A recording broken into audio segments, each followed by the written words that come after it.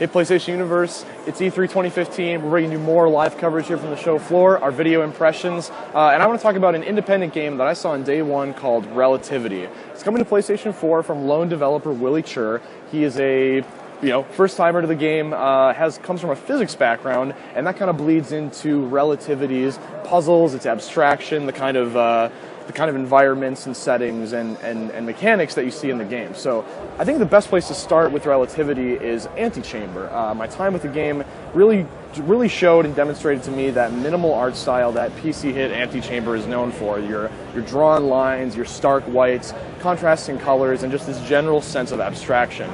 In Relativity, there's one main mechanic that really drives all the puzzle solving, and that's your ability to switch your plane of gravity. So you're walking on the floor, and similar to Inception, Joseph Gordon-Levitt's moments in the hallway, you can choose to suddenly be walking on the wall, then walking on the ceiling, and switching planes as you go. Now what that does to the world around you is shift the entire perspective so that if you think about a massive world like the hallway we're in now, if I choose to walk on the wall and make that my plane of gravity, my realm, every other wall on that same, that same field, that same horizontal plane now becomes my new floor.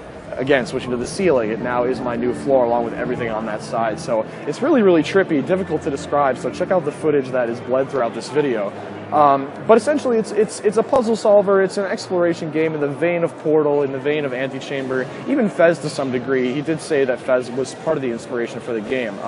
My time with it was difficult to describe, so I solved some puzzles, simple switches, being on different planes, moving blocks from plane to plane, and figuring out how to do that with the restriction of a block only being able to move with you and not falling with you when you switch planes. So how do you rotate the world to make that happen?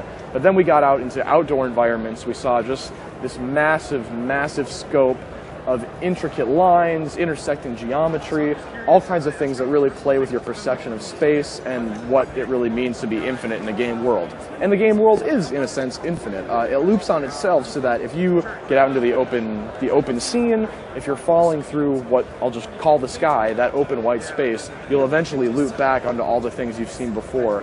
So it's all about figuring out how to traverse these massive spaces in an effective way and in a way that really speaks to you, because right now the game is pretty open-ended. There doesn't seem to be any story, any narrative in place at the moment. Those kind of things will come. Those kind of general objectives, I think, will help guide gamers in the final experience, but it does seem very open-ended right now, and that seems to be the way the developer wants to keep it. So thanks for tuning in to my impressions of Relativity. It's coming out next year, maybe end of year. It's a work in progress, so we'll see how that game comes along. Thanks for watching this video. Thanks for watching all of our E3 2015 coverage videos, and stay tuned for more from the show floor.